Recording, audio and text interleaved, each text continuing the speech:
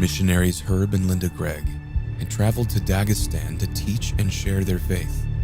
At first, all was well. Then, on a cold fall evening, the unthinkable happened. This nightmare thing, you always wonder if the very worst thing that you could imagine happened to you, if God would be there in that moment. The First Chechen War for Independence against Russia resulted in hundreds of kidnapping victims.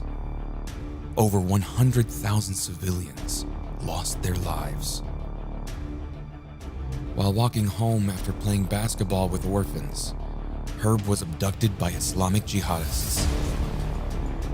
A big white car pulls up to my left. A guy hops out and stands right in front of me, flashes a police badge. That began 231 often desperate days among and being held by those jihadis. For 7 months, Herb was held captive, beaten, threatened, and faced death on a daily basis. The Hawks were the ones that really wanted to kill me as the American Christian missionary, regardless of the money issue. We were informed that there was a video and that one of my dad's fingers had been cut off, and there had been a threat that there would be more of that type of thing if they didn't get the ransom money. And in fact, we were told that we shouldn't open any packages in the mail because we wouldn't know what we would get. I think these men would have no problem killing my dad if they didn't come up with the money that they were requiring. Something they did on a regular basis and something they showed my dad that they did on a regular basis as well. They told me that there was a camp in the mountains of Chechnya. A village was there, and people who did not come up with the cash were taken off to this camp and dispatched. Actually, they showed me an Islamic newspaper with 4 2-inch square heads whom they had beheaded at that killing camp, and said that was the same type of thing that was going to happen to me if I didn't come up with the money.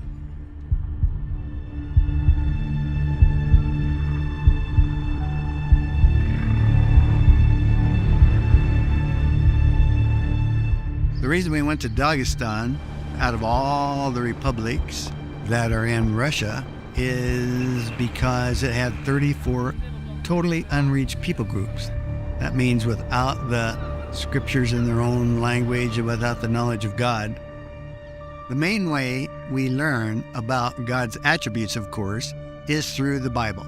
However, sometimes He gives His people experiences where they also learn about those attributes, things like His power, His goodness, His mercy, His grace, His peace, His patience, and His victories. And that's what I experienced during those months. I was at home making dinner, and I was getting a little bit peeved and thinking, where is he, and he usually came by now, and started to get worried. And all of a sudden there was this huge knock on my door, and I ran over and I opened the door, and it was Marat and Christine. Marat was the worship leader in our church, young Dagestani, and Christine was our single worker in Dagestan at the time. They looked terrible, and they shouted out, "Is Herb here?" And I said, "No, I thought he was with you." Then the guy that I had been wrestling with on the outside slid in, put pressure against me from the other side, put my sock cap down over my eyes, and just told me to be calm. This would only be a few months. And I remember asking God for help right off the bat, silently. And we were off and rolling. Held down by his captors, whether he's being held hostage or taken somewhere to be killed, Herb simply doesn't know.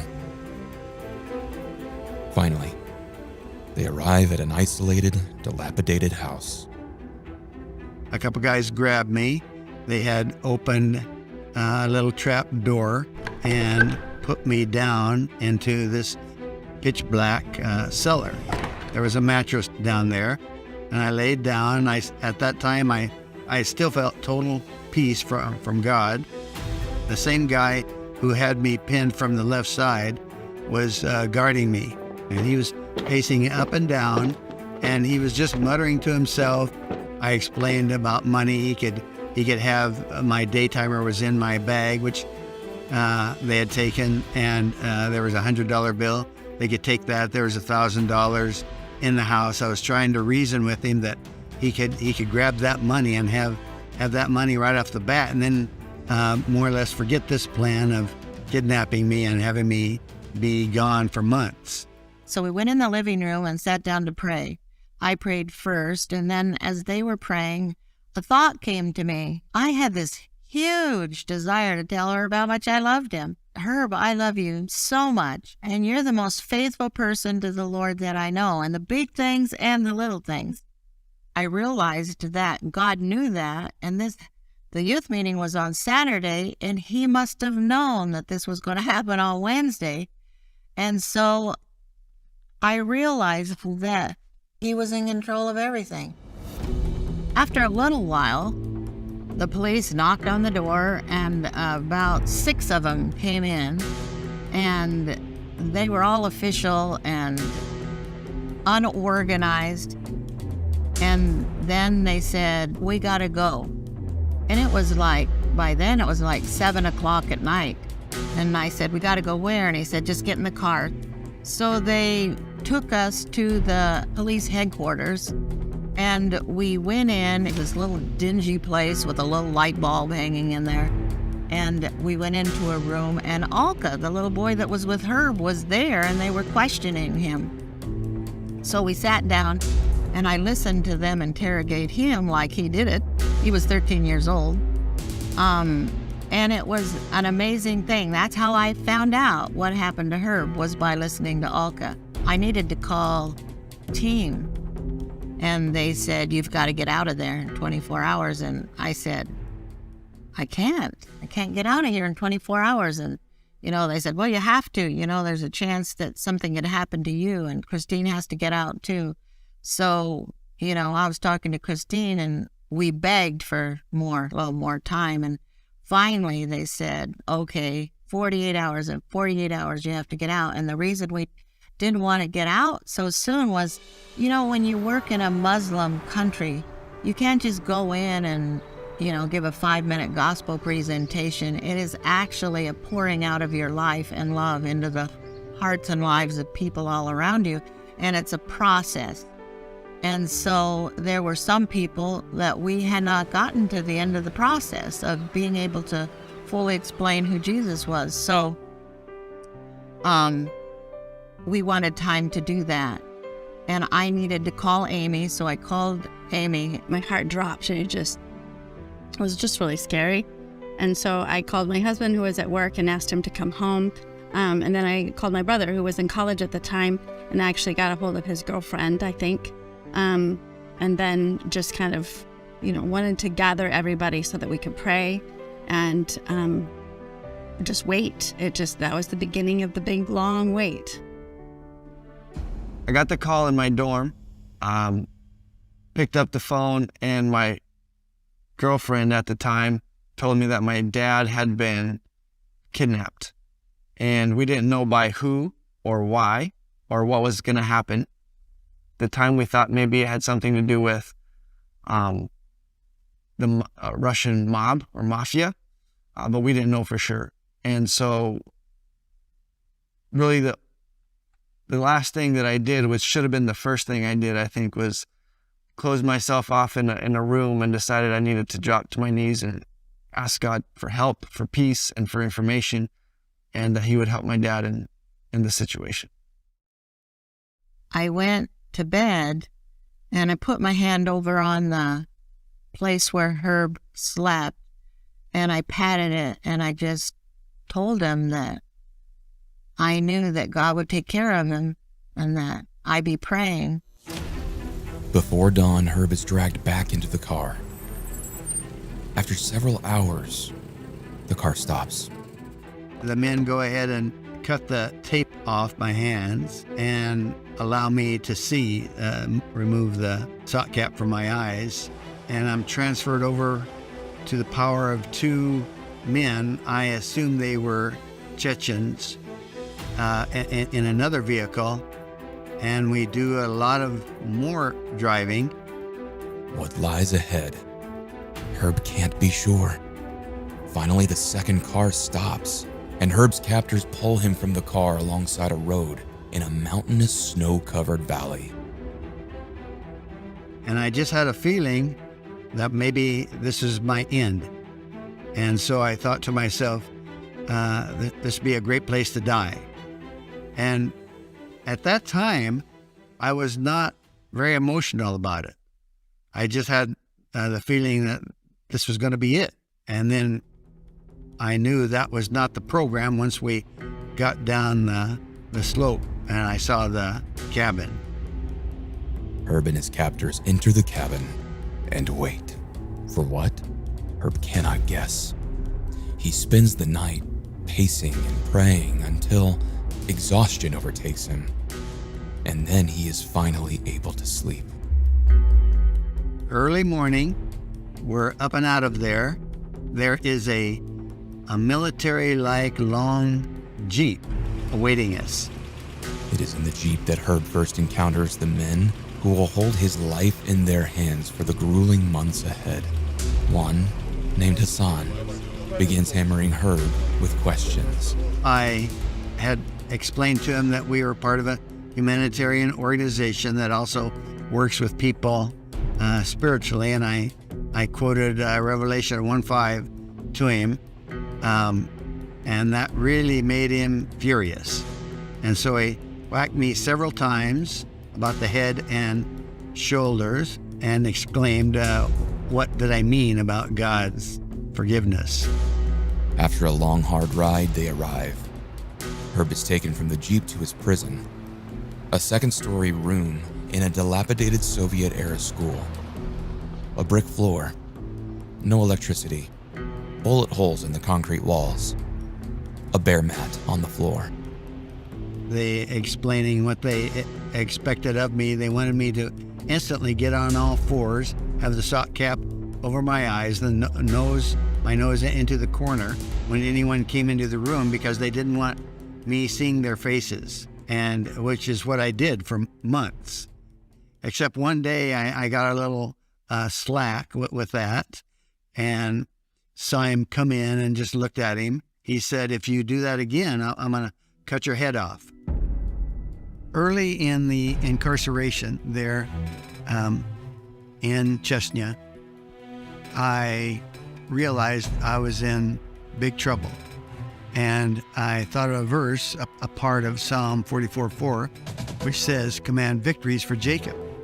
And I knew I really needed desperately powerful, real victories from God. I felt like a little Jacob surrounded by Esau's, and I just knew I needed God's victories for that time. Herb began giving his captors nicknames based on their physical characteristics, or the way that they treated him.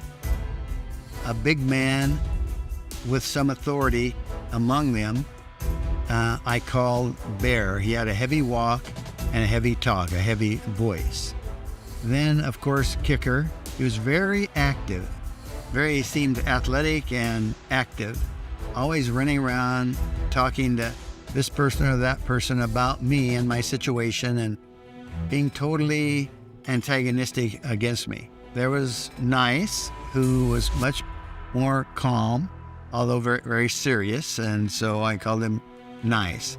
Hassan, that really wasn't a nickname, that was what he called himself. There was Cap. He never let me know his name, so I call him Cap for captor. He was the one that worked on the phone a lot, and the money issues, and would be talking to the prisoners and their people over the phone. In that little washroom was the peace of God, which was utterly extraordinary. It was almost so thick you could slice it. It was very, very peaceful, and I felt I was being protected by God, and I was in an ark, like Noah's Ark, and I was in that little space, and death, darkness, and destruction were all around, but there was great peace inside. Meanwhile, after an emotional goodbye with their friends and supporters, Linda and Christine board an Aeroflot plane. And yet, as we flew off toward Moscow, I knew that God was in it and God was going to be with us and he would be with them. And so we winged our way toward Moscow. After an interview with the Consul General, FBI, and the Russian authorities, a policewoman then tells Linda that she must go home to America. I needed to go home and I needed to bury myself because I was the weakest link. And they would try to get a hold of me and make demands. And if I couldn't meet the demands, then they would have to hurt Herb to show that they were serious. So I needed to leave, and she knew it was hard. Then I told her that my hope was in the Lord, and she said that with God's help that he would get out. Then the FBI man came and told me I was right, that my hope was in the Lord. That was pretty much my experience at the American Embassy. I knew that all of these people, God would be working in their lives to help. For most of that time, I only ate 2 times a day, 2 cans filled with white macaroni. The jihadis had the goal of extracting $3.5 million from me or executing me. They lived for jihad. Holy war was their life. All of this as Linda boards the difficult flight back home. I was leaving Herb. I was leaving my friends. I was leaving my work. And frankly, I felt like I was in free fall. But I knew that God was going to catch me. I did have a Walkman, which dates me, and it was new. And somebody had given it to us, and I had throw in a couple of cassette tapes. And so I thought, that's what I want to do. I want to just listen and worship for a bit. My heart was in such a state that as I listened to the music, I started crying. And I realized that in comparison to this day, I had never sung a song or hymn in my life and meant it in the way that I did this day. And as I listened to it more and more, it wasn't only like I was listening to the music, it's like it was coming right out of my heart. And I was the author of the music. And it was honestly one of the most marvelous times of worship in my whole life, because it came from the core of my being, right straight to God. All of a sudden, I was just enveloped in this light. And it wasn't like the light of the sun or a light of a light bulb or anything I'd ever known. It was just gorgeous white light. I realized that I was in the presence of God. He just kept revealing himself, and it was so personal and so wonderful. And I knew what I couldn't know in a way I didn't know. And it was like seeing his beautiful, wonderful, magnificent face and who he is in a real way. The first thing was I realized, God, if this is the way you are, and you take Herb to be with you, well, take me too. And so the thing that it did was release me from the fear of if he did take her. I realized where Herb was going and who he was going to be with. Something about death and our loved ones going to be with Jesus that we're missing the magnificence of who they're going to be with. And then the third thing that I thought was, God, this is what I've wanted all of my life, is to know you like this.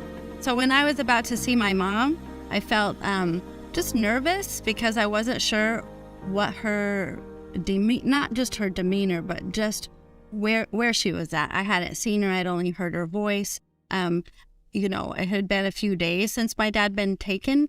And I was just anxious about what my role was going to be, how I was going to go be hopefully a strength to her, an encouragement to her, when really I felt like I was shaking in my boots, So then she comes and meets me, and something about her face, something about everything that she had to say, there was this sweetness and in fact, this enthusiasm. She said, Amy, I need to tell you something that God has done. No matter what happens, God has shown me something and I don't have words for it, but I know that it's going to be okay no matter what happens, even if the very worst that we could possibly imagine were to happen. And something about the way that she was expressing herself, not even really the words, but this sweetness, this beautiful spirit that you could tell had been ministered to by God, instantly made everything different. I knew at that point, really, truly, that it would be okay.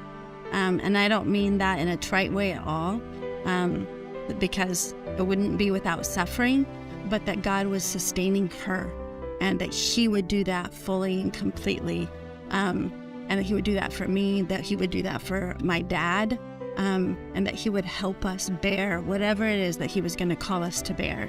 And there was just a turning point at that moment, and seeing her, that she was not in despair.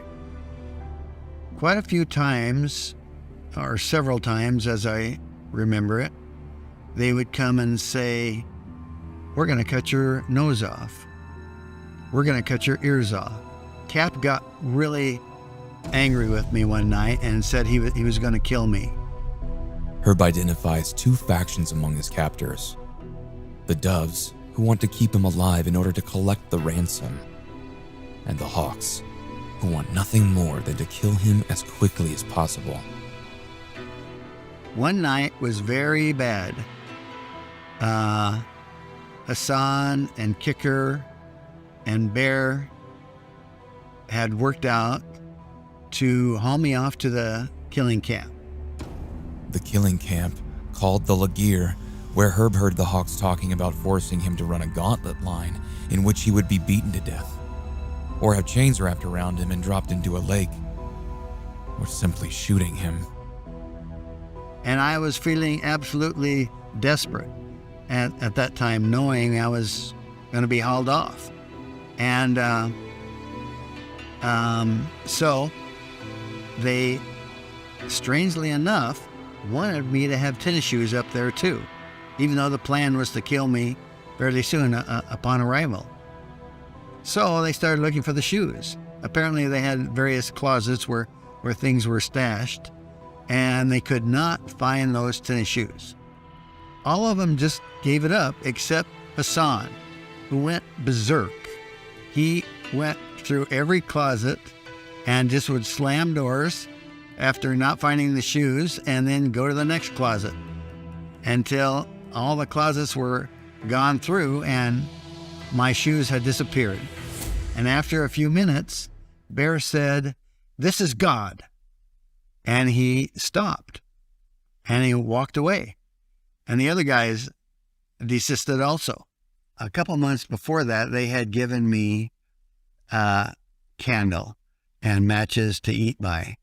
And God would not allow them to haul me off. But as I sat there, those days and nights and the weeks went by, the candle flattened out. And this is what happened to it as I sat there all that time. And as I pondered that afterwards, I realized that's what God was trying to do with me. Just flatten that ego, that self, that sin that gets in the way of His work. And it was just a marvelous revival time that God was giving me. When I got home, it was Thanksgiving with his parents and everything.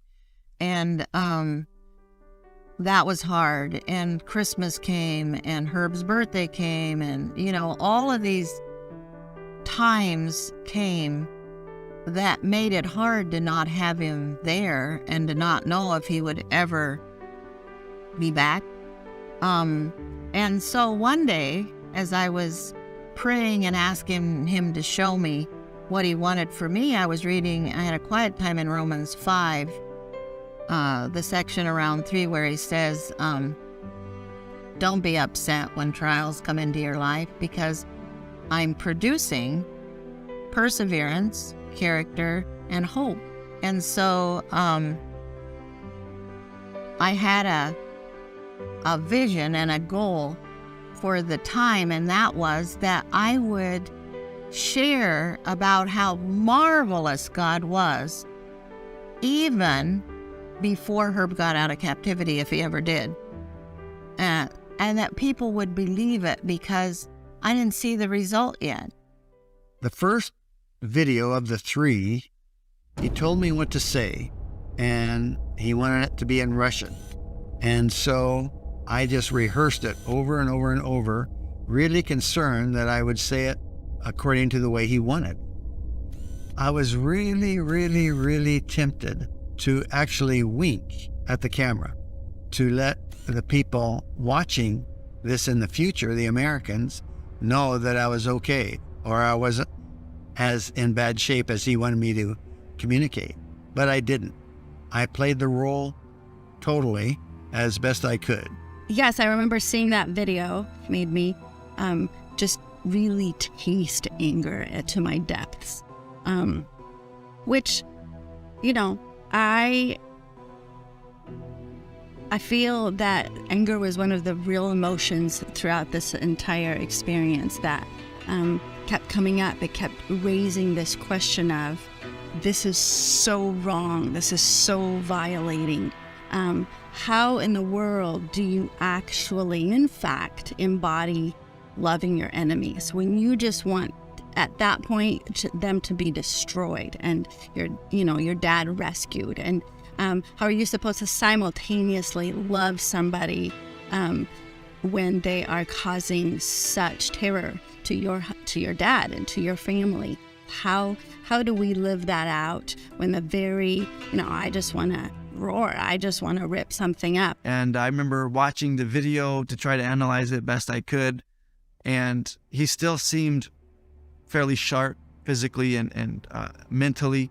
And I could tell because he was speaking Russian pretty well, and his movements were sharp, and his eyes were still his eyes. And even though he was speaking a different language, I could tell he was still okay. Yes, we had someone come out and sit in our living room, and they're talking to us about kind of the business of kidnappings. And granted, this particular person that came out had really was actively dealing with some kidnappings in Colombia, South America, and, the nature of those types of kidnappings were often, they thought, different from this type of kidnapping. And yet, there's not that many experts on this particular topic. And so they had brought them to talk to us and kind of presenting how this works, whose role, what the negotiator does, what the government does, how this whole game works. I just started having all these questions and really just uncomfortable with the fact that it felt exactly like a game, and I didn't know if there was anything to be done about that, but it felt like, we're playing games here. This is business as usual to, somebody with my dad's life. We were being told also that our negotiator was one of our best allies in this situation. He knew and understood the area and the environment, and he knew he would have the best reasoning capabilities with these Chechen Muslim rebels to get my dad out. So we were really, really trusting, I think, of this Russian negotiator. Known as Mr. K was Herb's lifeline, a stranger communicating with the terrorists, knowing that one wrong word or mistake could cost Herb his life. These jihadis, this whole scene was very international. My main guard for most of those months outside my front door was an American guy. In mid-February, through his locked door, Herb overhears a couple named Peter and Debbie. They have British or Australian accents and are working with the jihadists to help them achieve their goals. Peter and Debbie are there for about a week, and then they finally say goodbye and they're on their way out. Hassan is so antsy to cut my hand off that he can't wait till they get off the premises to cut. So he rushes to start getting things ready. I think a certain flat board and a knife or whatever to cut. And someone informs Peter and Debbie, and they come back and get in his face and argue with him and don't let him cut. And that was the first day of 3 weeks of that happening every day. They stayed there day and night fighting for my cause. And so began what Herb calls the marathon of death. 2 or 3 times a day, the jihadis would gather in a group and confer about me and what to do about the whole situation. And there was a debate between the hawks and the doves about how much of my hand or fingers to cut. I was sitting against the wall, kind of close to the front door one day when the door opened, and 2 guys came in, picked me up, and walked me down the hall into a large room with a close-cropped carpet. And in the middle of that room was a cloth. I had been thinking and reasoning within myself before, okay, what type of reaction might help me in this situation? Would yelling and crying and blubbering help me, or would trying to reason help me? And I realized nothing I didn't think would help me. So the only thing that would do apparently in that situation would be to just take it calmly, because I didn't want them to get so furious they would cut my head off right then. I noticed a young man at the other end of the room, towards the corner, sitting on the floor. And as I sat down and stuck my hand out on the cloth, I glanced up at him and we met eyes. And I'm sure I'll never forget it. And if he's still alive, he'll probably never forget it either. We made that eye contact and we saw the situation we both had. And then they said, "Oh, ni nada," which means that's not necessary. And they picked me up and walked me back to my room.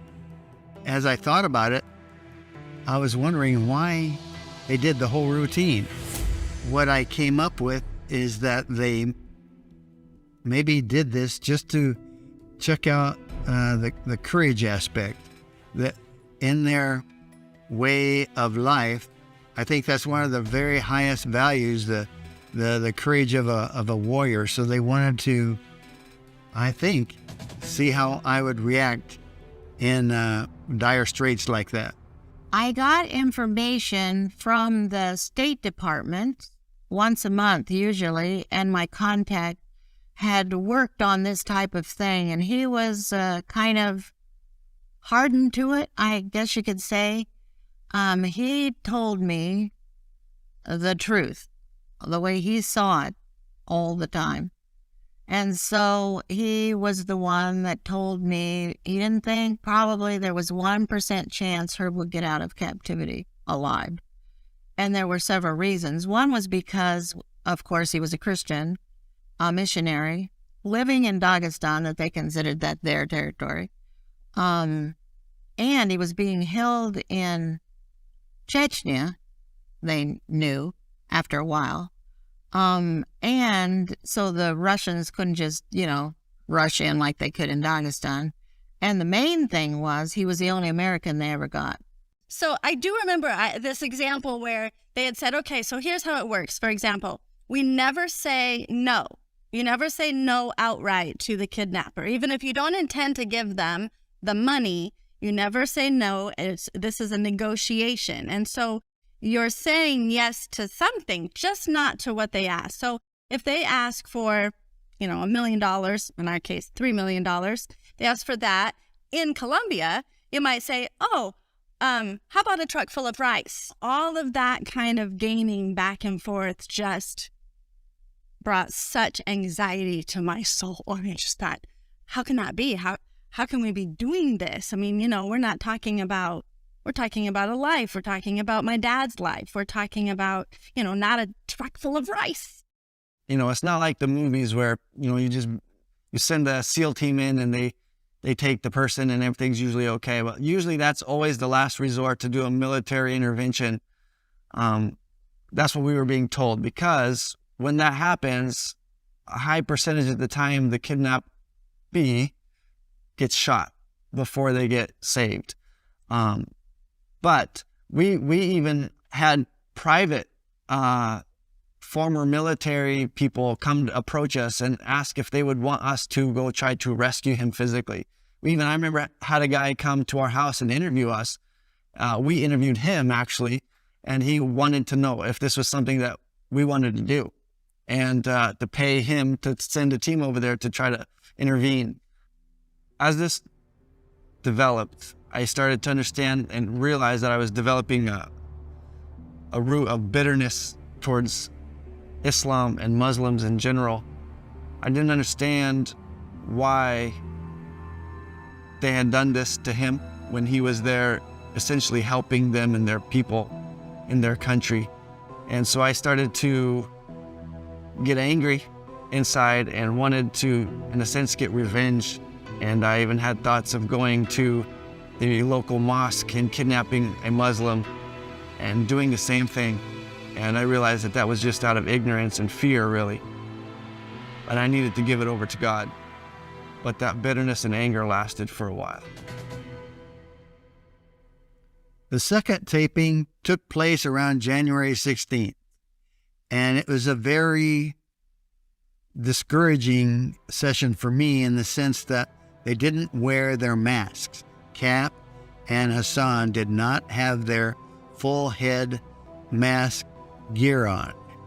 And I realized instantly that they thought they didn't need it, quite probably because I was going to be dead and I wouldn't be able to identify them later on. They weren't in any danger of being ID'd or anything like that, so they just didn't wear a mask, which was really a downer for me. But that's when they really explained to me a lot of things. That's when they showed me the pictures of those 4 technicians decapitated. That's when they said that that would happen to me at the killing camp during that particular session. They really wanted to impress upon me how serious and dangerous everything was. We were told if we didn't recognize the number on our caller ID, at the time we had caller ID, to not pick up the phone. And this was an unknown phone number, so we didn't pick up. And when the answering machine picked up, a voice in Russian, heavy Russian accent, came on. And it was, I could tell right away, it was my dad's kidnappers. And they were asking for us to pick up the phone in Russian. And then my dad actually got on the phone as well. And that was particularly difficult. It was great hearing his voice in a sense, but it was very difficult to not be able to pick up the phone and just talk to him. We had to be careful not to do that, we were told, so that we wouldn't say the wrong things that might trigger them to do something to my dad that would be worse. I'm in my kitchen doing my dishes, and the phone rings, and I can tell from this echoey sound at the other end that it's the captors. And this one day, I was at home alone, and I heard this sound, and I thought, you know what? If my dad is on the other line, I just want to tell him I love him. If he doesn't make it, I want to be able to say one more time that I love him. And I heard his voice, and that's how I knew for sure it was them, of course, because he said, Amy. So I picked up the phone, and I just said, Dad, I cannot talk to you, but I love you. I love you, Dad. And I hung up. It was a real gift, actually, to have just that word, Amy, on the phone, on my answering machine. And I kept it for a really long time. Around the new year, Cap took me up to one of those large classrooms, sat me down on a mat, got face to face with me, and we had this very heavy encounter. And he was very, very intense. It was like I could feel the hatred breathing out of him. There was a verse that flashed into my memory, which is part of Psalm chapter 44, verse 4, which says, "Command victories for Jacob." I knew I needed 4 real victories. And one of them was not to have my hand cut off. The other was not to be hauled off to the killing camp. The other was the money issue, the $3.5 million, to have victory in that situation. And the other was the release. I needed God's powerful victories. I remember the story about Hezekiah, the righteous king of Judah, and how God announced to him that he was to die through the prophet Isaiah. And so how the man wept and talked to God and asked him for more time, if that could be his will. And God answered that and pulled him out of the situation of death. And that because our God today is the same as those ancient times, that I could ask God for that and he could do it. And so that was an incredible comfort to be able to know that he didn't need to have a physical Bible with him, that he had the word completely in his heart and in his mind that would strengthen him and be, wielded during this time and be applied, actively. But for me, just knowing that this was who he was, well, it's one of the biggest blessings of my life. One day, Cap enters Herb's room and asks if Herb can breathe through his nose. The question confuses Herb. The time has come, Cap says, to show the authorities that the time to pay for Herb's release is running out. He had me sit down and handcuff my left wrist to the pipe with the radiator heater. And then he had a guy come in with the full head mask. And he explained they didn't want me yelling out, so the guy would hold my nose, thus the question on if I could breathe okay with my nose. He has for a few minutes this maybe 3/4 inch wide piece of rubber around the base of my index finger. And after a while it becomes numb and white, so he pops that thing off. And with his hunting knife quickly saws at the joint, and the finger was off. That, for whatever reason, was particularly difficult to mentally process, that they were torturing him to that extent, and we didn't know if the next thing to go was going to be his hand or his head. And then all those things, just having to give that up to God and still love God. So he's allowing your father, your dad, to go through that and still love the Father, right? So, yeah, there was a lot of lessons learned, I think. And then the ultimate lesson for me was, well, what would I have done had my dad been killed? How would that have changed my relationship with God? I just remember our family at that point we'd been through a lot of months. We were wearing really thin here. And we decided to go up to a cabin. Some friends had offered us some time at this little cabin in the woods. I had my son and asked my husband to take him for a walk because I needed to wrestle some things out with God. I needed to come face to face with him and just pour out this living rage that was starting to take hold inside and I knew would destroy me. I just was so angry. To my depths, in a rage that I didn't know, honestly, how you can survive that kind of anger, and that kind of questioning. And really, ultimately, I think it was this anger at God, at the fact that this could happen, that this was happening, in fact. And where was he? What is this? Where's mercy come from, and where's justice? And I don't know. I had so much that really couldn't even be articulated, but the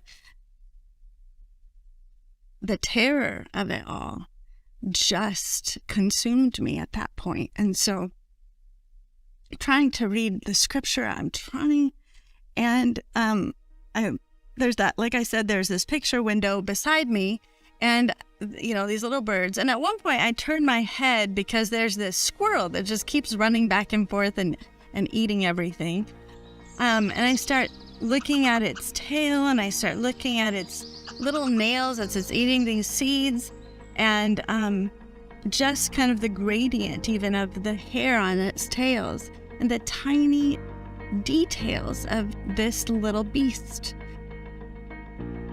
And at that particular moment, it was as if God said to me, and probably the closest that I've ever heard of audible communication with God, but to me it was audible. It was, could you make one of those nails? Could you make a hair on that squirrel? I think at that moment it was like, here's a different question.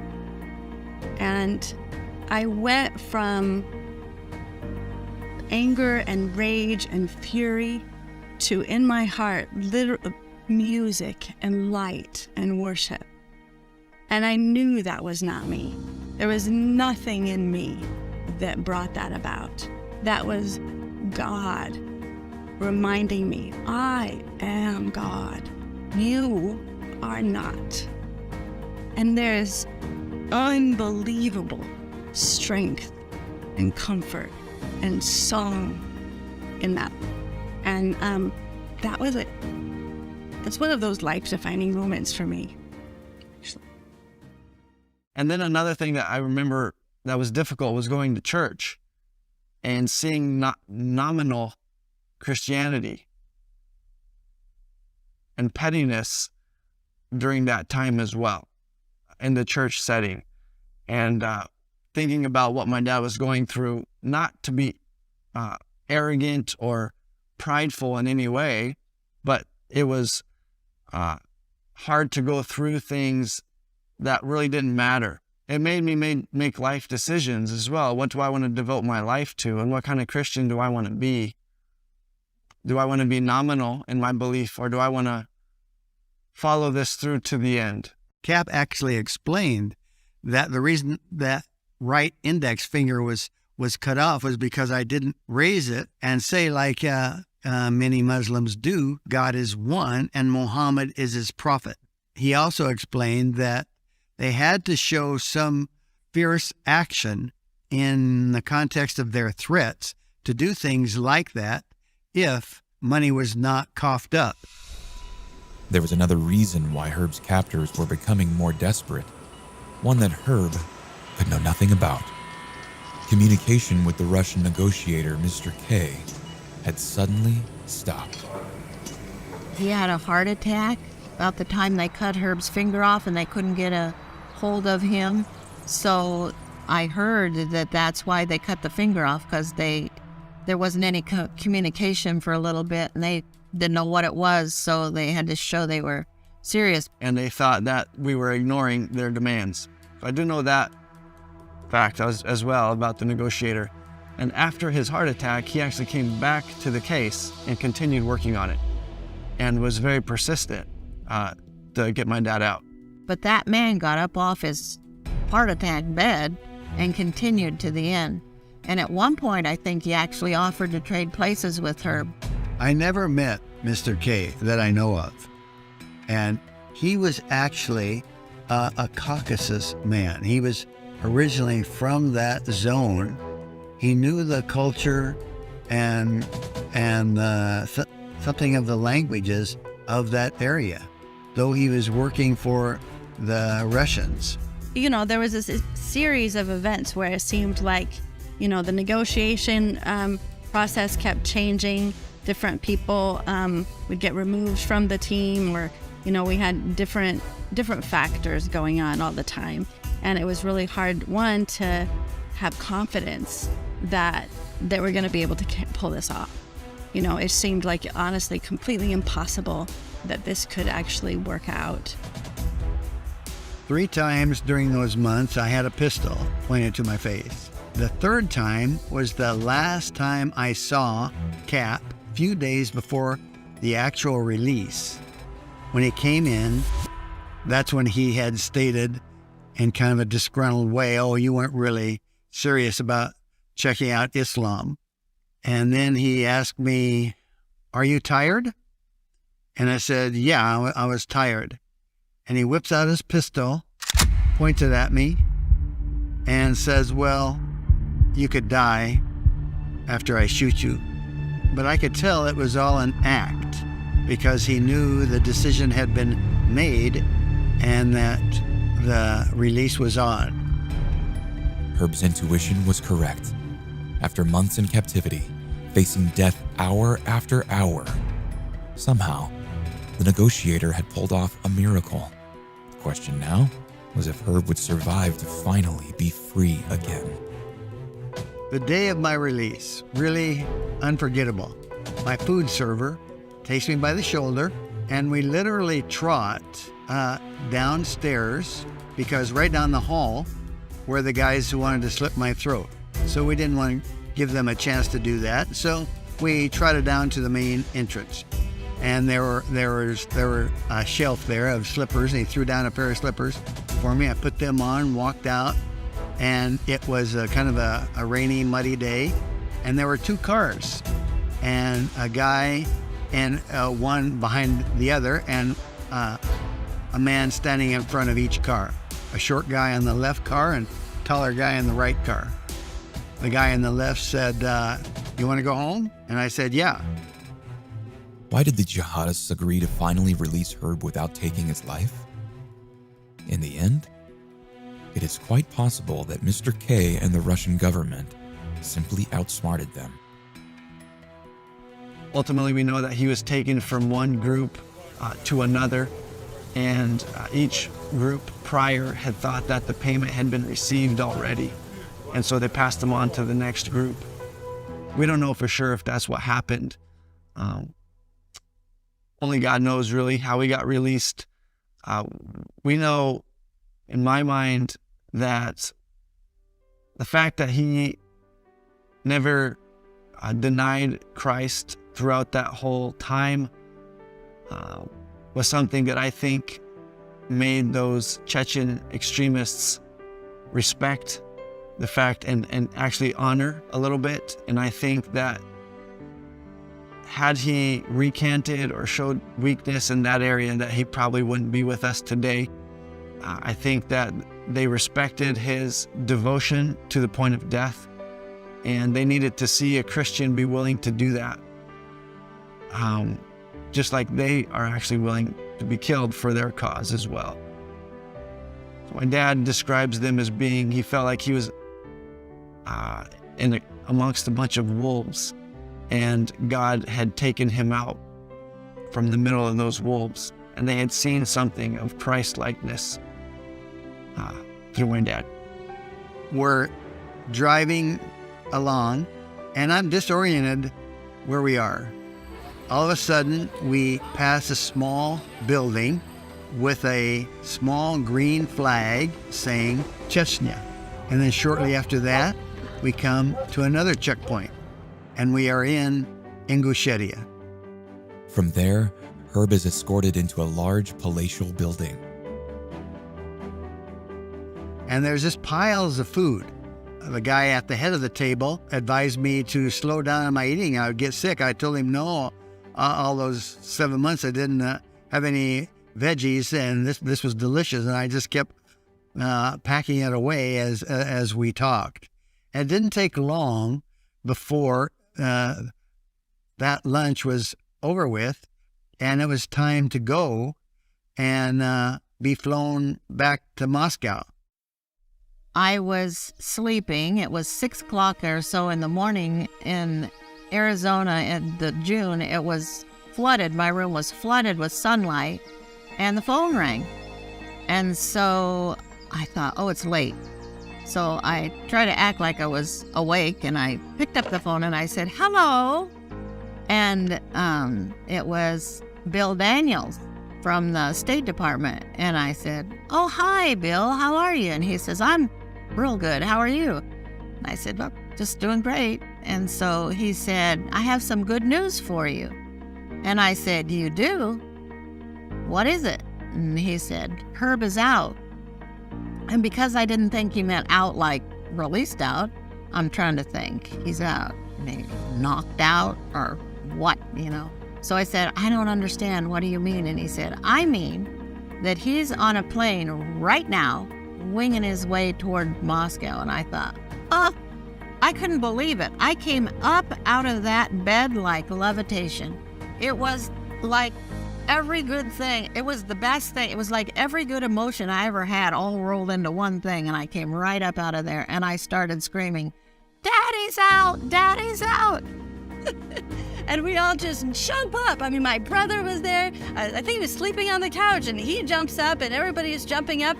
And it was just, I don't know, ecstatic, like a joy that I have, the relief that is indescribable. And of course, then we found out more, like truly he's out, he's on his way to Moscow. He is out. Go turn on the TV, they said. You're going to watch this news press conference. And then they were, my mom, get ready. You're going to fly to Moscow. So it was just amazing. It's just really, how could there be words to capture such a thing? And of course, then there was this flurry of joy and laughter and hugging, and probably the happiest moment I've ever had in terms of elation and relief and gratitude to God for allowing my dad to be freed from that situation. We deboard the plane, and I'm flanked by various officials and people, and I noticed this huge group of young journalists, the Americans who had come out there to this tarmac, and then one of them asked, what would you say to your captors today? And I think God helped me with that answer also. And I said, I would tell them that God really loves them. And that was good for me to hear, as I learned that if he can show them love and grace, having gone through that, then of course I needed to learn from that and have that mentality as well. So we took off really soon. We took off for London. And so, we're just rejoicing and everything. And we got over to London and we went right to the airport. And so I saw some taller men. There was the partition. I saw them coming. I knew Herb was coming. And he turned the corner to come toward me. And honest to Pete, he was a little bit bent over and all the hair was gone. And he looked so thin. And I thought he looked about 80 years old. And then I looked in his eyes, and there was so much strength and joy and peace and love in his eyes that I knew that he had been with Jesus just like I was during my time. And everything was going to be okay. So he came flying over to me and we hugged for I don't know how long. And they let us go into another room by ourselves and we just hugged. He had, I'm just going to cry. Both of them, had been so refined. It was like, bones, because he was so thin. He had this, such a thin face, and yet he was glowing. It was amazing. There was no anger or hatred, bad feeling, nothing in his heart toward his captors. Absolutely nothing. As a matter of fact, he felt that they were more captive than he was in their Islam that kept them chained to trying to get to heaven through, whatever means, instead of through Jesus. And so that was what he had tried to do, was just show them the love of Jesus the whole time that he was there. One of the reasons this whole thing happened, of course, was about God's love. We had been very busy in Mahachkala. After all, we were working on reaching, if possible, 34 unreached people groups. And so we didn't think about the Chechens. We knew what a savage country bereft of spiritual light it was, and we didn't even think about it. So what did God do? He took this little Jonah from Mahachkala, from that side of the country, the eastern part of Dagestan, and got me transported right into the midst of these Chechen rebels, extremists, thinking about them and their lives and souls. And as I reflected about this, I realized that's the difference between man's love and God's love. We weren't even thinking about them, and God was loving them. We get so caught up in living and life in this material world and the things that attract us that we don't realize that God has a work that He's doing here. His kingdom is coming, and He wants us to earth as it is in heaven, and He wants us to be a part of it. And it's so exciting. And, all of these things that He puts us through are just molding us to be a part of this wonderful, wonderful plan to save us so that we can be with Him forever. God is in control ultimately of every aspect of our life, and He will give us the strength when we need it. And whether it be getting a call from your doctor that something was found on an x-ray, whether it be standing up for Christ at school, whatever it may be that you're going through, relationships, whatever it is, that God will give you the strength at the time to get through that. And if He doesn't, He may just bring you home to be with Him, which in the end is ultimately the best place to be. So that's one thing that I took away from this, is that God will give us the strength in the midst of the hardship.